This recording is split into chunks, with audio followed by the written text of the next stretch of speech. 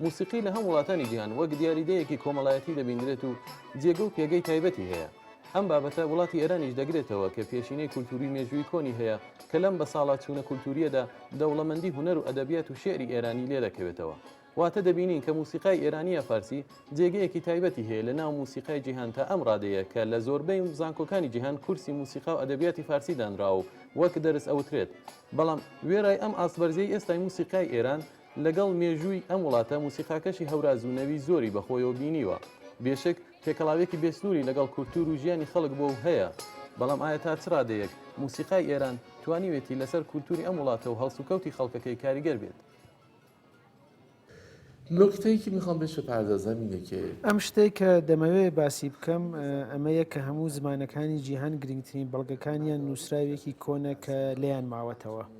بۆ نمونە لە فارسی کۆندا کەتیبەی داریوش ماوەتەوە و زۆر شتی تر. بەڵام زمانی فارسی دەری کۆنترین بەڵگەی شیعرە و ئەمە زۆر سەیرە، چونکە هەموو کات شیعر دوای پەخشان لە زماندا بەدی دێت، بەڵام لە فارسی دەریدا شیعریش پەخشانە. بعد از نثر در زبان به وجود میاد، اما در فارسی دری شعر قدیمی ترین سنده. وقتی که یک زبانی قدیمی ترین سنده شعره به این کاتێک زمانێک کە کۆنترین بەڵگەکەی شیعرە ئەوەمان بۆ دەگەیەنێت کە مەقامەکانی مۆسیقا بە پێی مەقامی شیعردانراون، واتە چوارچێوەی شیعری کێشدار و مۆسیقاکەیەتی و ئەوە ئەم باسەیە کە زمانی ئێمە زمانی موسیقایە. زبان ما زبان موسیقی. ئێران بەل لە ئیسلام دەورانە تەمەدونی کۆهەنە ئێران ئەنواع موسیقی بووە و بە موسیقی دیوانی بووە. موسیقی لە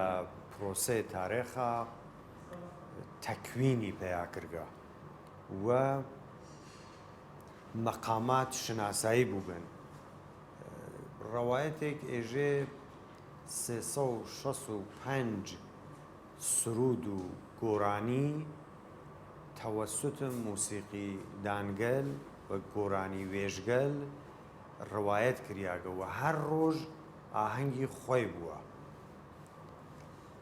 یا هەر هەفتە ڕێپێرتوار و مەجموعەی خۆی بووە. هەر ڕۆژە خاص ویژە و عید و نۆرۆز بۆ وەفات و تەوەلد و گشتەمانە موسیقی بە تایبەت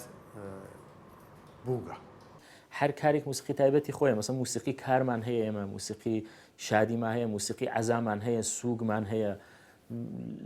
و دەرواقع موسیقی و ساز ئامیختەس لەگەڵ زندگی کوردەکانە. لە هەر قسمەتێکە سەیرەکەی مەسەڵەن سازی تایبەتی خۆی هەیە، ئەو مەراسمە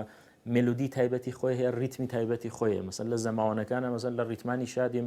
مێلودیانی تایبەتی خۆی بە ریتمی دووچوار وەمانە ئیسفادەکەن. لە مەراسمی سوگ و عەزاداری وەمانە لە مەسەڵەن ریتمی 3/8 ئیسفادە ئەکرێت کە مەسەڵەن چەمەری یەکێ لەو دەرواقع مەقامانەسە کە لە موسیقیە لە کوردیە ئیسە چ لە کرماشانە چ لە کوردستانە دەرواقع کاربردێکی زۆریە لە موسیقی عەزا. مەسەڵەن ئەفلاتون فیلسوفە گەورەی یونان جملەی فرەباشی هەیە، ئێژێ لە تەریخ شناخت موسیقی هەر ملەتێک وەتانی ساختار بافت فەرهەنگی کولتوری ڕفتاری و اجتماعی و ملەتە بتانی حەدس لێ بێ، یعنی کەسێ بێ کارشناس بێ بەررەسی بکە ئەتەنێ لە تەریخ موسیقی و هۆنەرە بەتەوری کۆلی بۆ خصوص موسیقی ئێژێ ئەفلاتون ئێژێ تەنین لە تەریخ ئەو بێسڵە هۆنەرەوە ئەو موسیقی هۆنەری موسیقی و بتانی متوجه بی که اساساً مردم او کشوره او منطقه او جغرافیا لنظر فرهنگی و لنظر رفتاری و لنظر اجتماعی و چجور مردم میکن. اگر موسیقی منسجم بید، موسیقی بگه ریشه دار به موسیقی خوی لواقع تنی سمبول خود باستاب اجتماعی به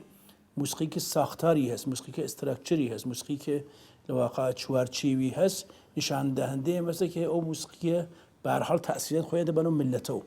او ده مشهود اومه که امکان ئەمە بوێت کە ئەم موسیقی بەتەنەوە مردمەوە تەرویج پێیاکات. من اتفاقا خاطری رو نقل کنم. لێرا دەمەوێت بیرەوەریەکی خۆم باس بکەم. کاتی خوێندنم هاوپۆلێکی یابانیم هەبوو کە جارێکیان پرسیارم لێ کرد تۆ بۆ دەتەوێت زمانی فارسی بخوێنیت و ئەم زمانت بۆ خوێندن هەڵبژاردووە. پێیوتم هاوپۆلێکم بوو کە کاتێک بە تەلەفۆن قسەی دەکرد و دەمبیست هەستم دەکرد خەریکە گۆرانی دەڵێت. کاتێک ئێوە قسە دەکەن وەکو ئەوە دەچێت کە گۆرانی دەڵێن. زمانی فارسی زمانی موسیقایە، زمانی شیعرە. ئەمە هاندەری من بوو.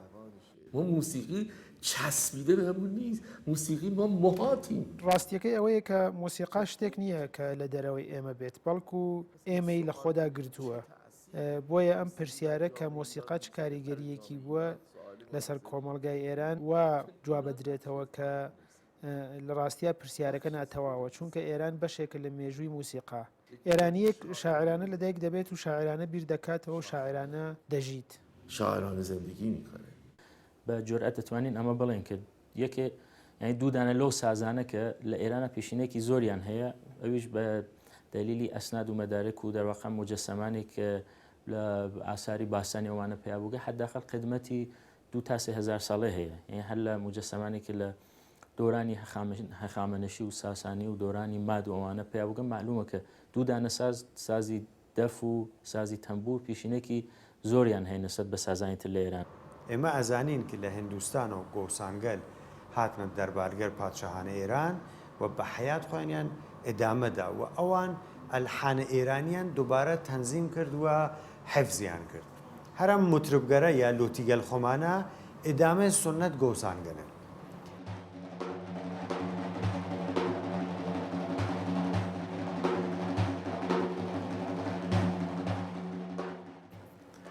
دوای هێرشی عەرەب بۆ سەر ئێران و هاتنی ئیسلام بۆ ئەم وڵاتە موسڵمانان لەگەڵ خۆیان دابوونەریتی نوێیان هێنا و هەر ئەمەش کاریگەری زۆری خستە سەر زمان و ئەدەبیات و کولتوری موسیقای ئێرانیەکان. واتە دوای ئیسلام کولتوری ئێران پێی لە وەرزێکی نوێنە.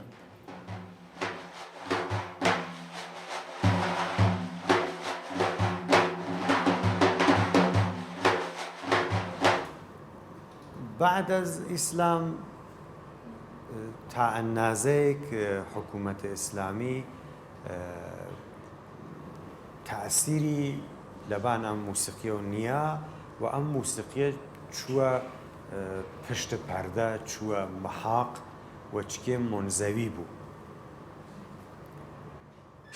کەم کەم مەفاهیمێ ئیسلامی لە تەمەدون ئێرانە حەل بوو و ئەو خاترە موسیقاییە و ئەو ژنەتیکە موسیقیە تەلفیق و تەرکیبی پێیا کرد تەک تەفەکر ئیسلامیە. ئەزانین ڕەوایەت هەست حتا لە دۆرەی مەسەڵەن ئیسلام و ئەوایلی دۆرەی مەسەڵەن ئیسلام دۆرەی پێغەمبەر بووە مەسەڵەن دەفیان لێ داوەمانە پس شتێک نەوە هەر ئەو ساڵە مەسەڵەن هاتوێتەنەوە مەسەڵەن چێت هاتوێتەنەوە خەڵک و هاتوێتەنەوە و شتێکنەوە فقط لە ئێرانە بووە لە کشوەرانی عەرەبی بووە لە خاوەرمیانە لە ئاسیای شەرقی. کلا وقتی که اسلام هات ایران به طور کلی ساختار فرشتی عوض کرد توجه که به خاطر خب نوع بینشی که بوی ظاهرا مانیفستی که بوی لفر نظرگرو از جمله لهنره بس خب طبیعتا هنا الاسلام مختارک تک هنرگل بعضی هنرگل موافق نبود ولی هنرمند جماعت از آنجایی که ذهن خلاق و هوشمندی هست مثلا دوره صفویه موسیقی به طور کلی ممنوع بود. حتی موسیقی خیلی نوع تعزیه نشان داد. هم موسیقی و هم تئاتر هم نمایش. یعنی تعزیه نوع نمایشه که تقوی هم نمایش تئاتر و هم تقوی موسیقی و هم موسیقی اجرایی نویت. میدونید که ابو حنیفه اهل بلخ. دەزانن کە ئەبوو حەنیفە خەڵکی بەلخ بووە و بە زمانی فارسی دەری قسەی کردووە و فتوایەک دەدات یان دەتوانین بڵێن حەدیثێک نەقڵ دەکات ئەویش ئەمەیە کە زمانی بەهەشت فارسی و عەرەبیە و ئەم قسەیە جێگە و پێگەی زمانی فارسی بەهێزتر کرد. دواتر ڕووداوێکی گەورەتر ڕوویدا زمانی فارسی بەهێز دەبێت و لە ڕاستیدا مۆسیقا هێز دەگرێت. هەر بۆیە ئەبوو نەسری فارابی کتێبێک بە نێوی فەنی کەبیر دەنووسێت و گەورەکانی ئێمە وەک سەفیەدینی ئۆرمەوی کە وەزیر و خۆشنووس بووە لە کاتی خۆیدا دەبێتە مامۆستای مۆسیقا و زۆر کەسانی دیکەی هاوشێوەی ئەو. که من بخوام اسم بیارم این چنینه. باشترە زۆر بێڕوو دەربایسی بێژین کە موسیقی ئێرانی هەمیشە بە خااتری مەسڵان مەسایلی فێقی لەژێر ئەسڵا نەزەرەوە بووە کە ئایا بە حەڵاڵە یا حرامە خۆ بە خااتری ئەم مۆزوعە هیچ وەخت موسیقی نەیتوانیە کارگەری بکات لەسەر فەرهەنگی بێسڵا ئێران لە حەدی ئەقل بژین لە مەسەن 1400 ساڵ بەلەمە ئەمە ئەو حەوادثێکە لە ئێرانە اتفاق کەوتالان چ هاتنی ئیسلام بێت یا مەسایلی تر بێت ینی دۆرەهای تاریخی تاسیریان دانا لەسەر موسیقی بە خااتری هەرم مەسایلانە موسیقی هەمیشە شتێ بووە کە ینی لە شەڕا بووە لەگەڵ ئێسڵام مەسهەبە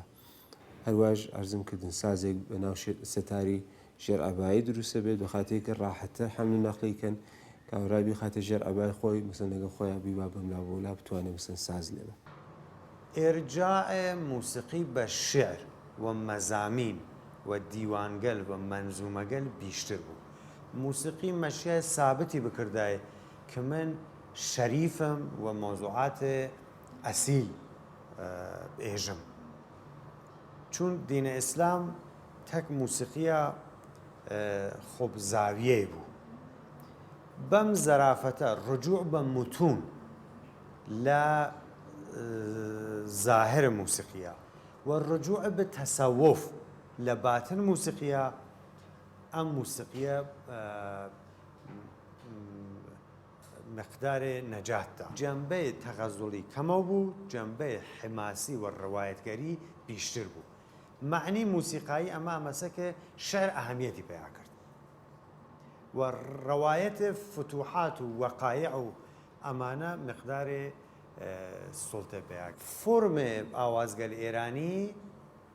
چوو بۆ ڕوایەت وەقایع ئیسلامی ئەم موسیقی کە ئەمڕۆ بەناو موسیقی سنەتی معروفە موسیقی نەکرد سەبقەی فرێکی بوێت شاید هەر بژێت دەورەی سەفەویە و موسیقی ئێران تبدیل بە موسیقی کە لە دەورەی قاجار فوقڵادە بێسە ڕشتی کرد تا دەورەی پەهلەویگەل و ڕزەشە و بعد محمد ڕزا پەهلەوی و لەواقع دەورانگەری کە ئیمڕۆ لە هەڵحەزرە موسیقیمان هەیە.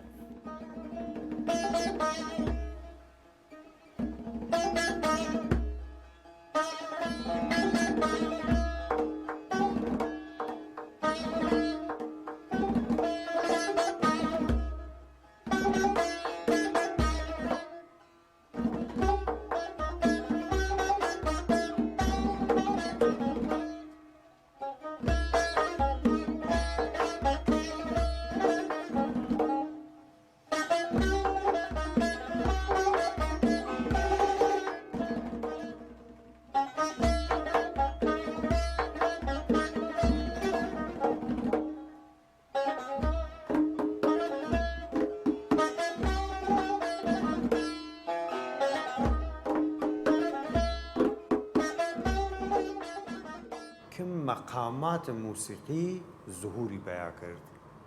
مقامات موسیقی بە چێژین گەڕیان لە هەڵپەرکێ کوردیە مەقامێک سێجار مەقامێکی ترە پشتپا مەقامە ئەمما موسیقی ڕەدیفی و سنەتی کە من تەسەورەکەم بیشتر منزور ئێوەس بەرایەندێ لە دڵ ئەم موسیقی مەقامیە دەراتکەتی کرد هەرچێ بەری بگریێ ڕۆشتەکە بە زۆر شتێ ناوی ئەم بەرگیریە سەبەب بوو موسیقی لە ئێرانە فرە ڕۆشتی پێیا کرد لە ماڵگەرا سەدها معلمە موسیقی هزاران ساز تەوەجە فەریم چێمیانی خۆی دۆرەی قاجارش کە موسیقیەکە بەناوبانگمان لە دەربارەکەم بۆ ڕفتە ئەمەدیان بوو بە شکڵی فرەخ بێسڵە خاصێک حمایەتەوە لە درۆسی پیانەوە پیانەوە ئەمەلەی تەرەب ولی خۆ ناچاران ئەوان تەنیان دا بم قەزیە کە بتانن موسیقی حفظکەم بە ناچار ئەم کارێن نەکەدای قەتعەن ئەسەن تەردەون کەمایکی بەسە دەرویشخان لە دۆرەی قاجار لە مەرحەلەیەکە تەردەوێت و حتا نزیکە بین ئەنگوسیی هین کرد بەخاتر تەن نات بە دەرخاست دەربار کە موسیقی ئێرانی موسیقیەکی عەرفانیە خب ئەتوانین بێژین موسیقی عرفانی ئەنی ئەگەر بێژین تعریفێک لە موسیقی عرفانی ئەمە ئەتوانین لە هەر فەرهەنگێکا بێژین ئەو موسیقیە تەرجمانی ئەو عرفانی ئەو فەرهەنگەیە ینی عرفانێک لە ناوە فەرهەنگە لان فەرهەنگی مسلمانی بێت یا هەر فەرهەنگێکی تر بێ ولی بە نظری من موسیقی ئێرانی زۆرتر لەگەڵ ئەدەبیات و تاریخچە ئێرانیە تێکەڵاوە تا لەگەڵ عرفانی ئەلان ئێرانی یا ئیسلامی ئەلان بێژین هەر لە دۆرە مەسە قاجارە قسەی دۆرەی قاجارەکەن ئەوێ گۆرەگەلی خانەندەگەلی مەسە وەکت ئێقبال بووگن وەک تاهێرزادە بووگن و دیگەرانەکە بووگن لە مقاوڵە ئەدێکیش بووگن کە موسیقی کوچە بازاریان تەرویج داگە وەک مەسەن نەوازەگەر ڕوحەوزی نەوازنەگەلێکە تەعاتکە ڕوحەوزیان ژا کرد وەلێ لە عین هەڵە موسیقیان ژا کردگە ئەمما ڕیشەی ئەو نەوازنەگەلێ بە ئیسڵاح ڕوحەوزیگەریچە کەمانچە نەوازەکان ڕیشەی کاریان هە لە موسیقیە دەستگاهیە مثلا عرفە خەزوینی بەنەوە خانەندەیە و ئاهەنگساز و شاعرە دۆرەی مەشروتە دۆرێکە لە دۆرە قاجارە بووگە ئاهەنگی کە ئێمڕۆ دروستە کرد خۆ ئەوانە خۆ دەستگای ڕای تۆزن خۆ نۆگە هەفتەی ئایەندە هەفتەی بعدی ئەو ئاهەنگە ناو مردمە کەم و بێش بوو تەوەسط کێ تەوەسط هەر نەوازەگە دۆرەگەردە تەوەسط هەر نەوازەگەری کە نەوازەگەر ڕوحەوزین ئەمما فقط دوو نوع موسیقی بوو یەکێ موسیقی ڕوحەوزی کە ڕێشەیە لە موسیقی دەستگاهیە موسیقی جدیدترە یەکێکیش ئەوەدە تەوێتەن موسیقی معروفە موسیقی فۆلکلۆر یا موسیقی محلی یا موسیقی مناطقیش بووگە ولی خۆ دەستڕەسی فرە کەمتر بووگە لەو زەمانە تەوەجە فەرموویت موسیقیان لە کۆنسرت هیجا ناکرد لە قەدیمە لە هیچ کوێنەی جەهانە غەزا سەرفە و ڕەقسی تەکا بوو شعرخوانی بوو لە مەجلسێکا بوو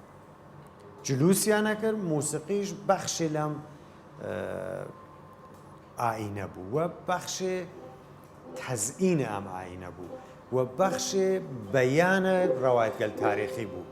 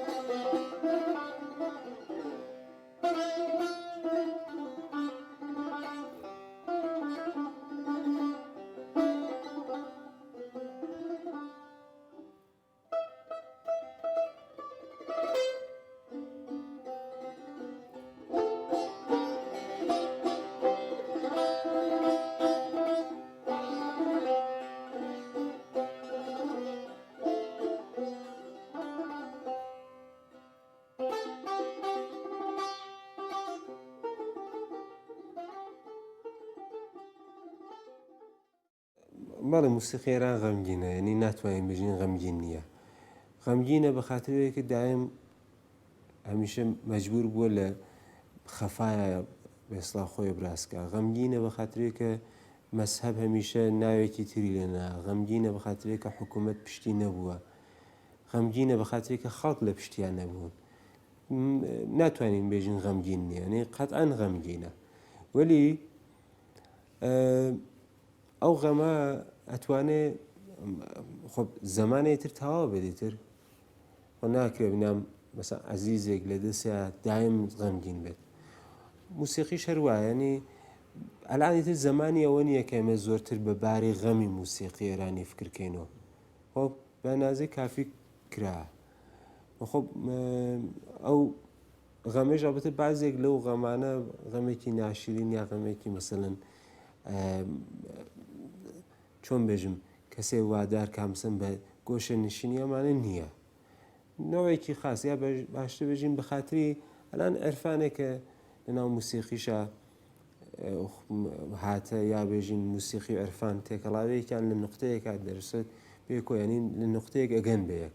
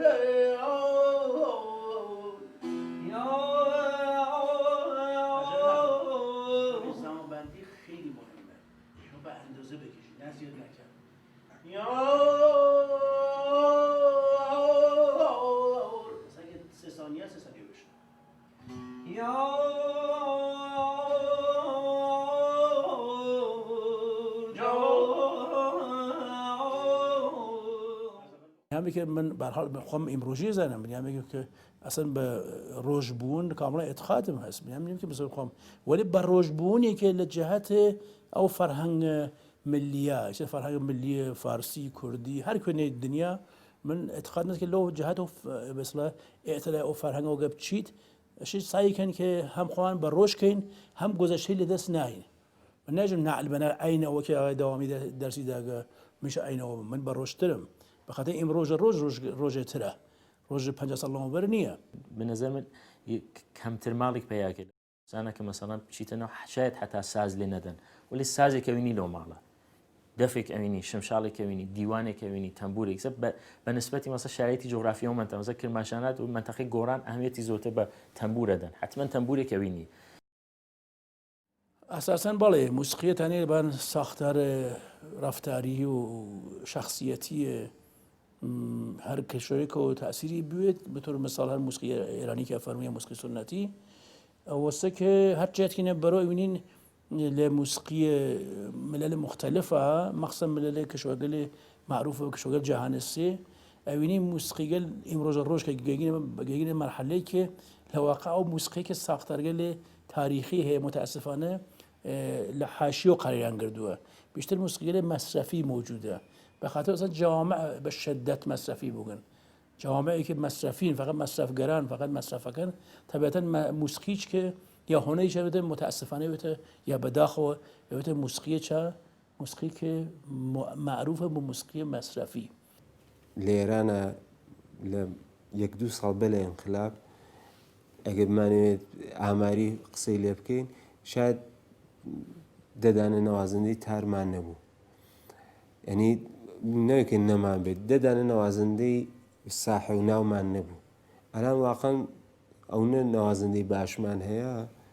خۆ خەریکین کارەکەن زمانی موسیقی لە دەستی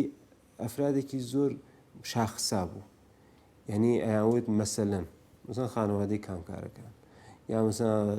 شەجەریان نازانم کێ چەند نەفەرێک بوون ئەلانە بینیم کە نا جوانهایەک دێن خەریکن کارەکەن جێی ئەبەتە ئۆستادانە کە کامڵ مەحفوظە چونکە ئەسم ئەوە بەسلا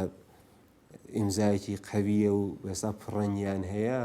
کە هیچ وەخت گیان ناگیرێت ئەوە کە هیچ ینی گەورەی ئەو ئوستادانە ئێمە هیچ وێژ نابێنن ژێر سوال وەلی زۆرێک لەم جوانانە کە خەریکن کارەکەن ئەلان و نیازی ڕۆژ ئەزانن و لە گشتی مهمتر ئەوەیە کە شەوقی ئەوان هەیە کە بیان بینن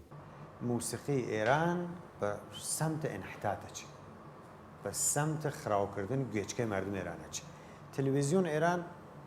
ئەمە ویژگی بازی لە تەلەڤیزیۆن کورسان ئێرانی چەس ڕجوعەکەن بە کلیپگەر و تەزاهور و سازگەر ئێلکترۆنیک کە ئەمە خەتەرێکە بۆ مەعرفەتە شەنیداری بۆ ڕەوشەنبیری گوێچکە ئەم جنس موسیقیە تەئسیر ڕەفتار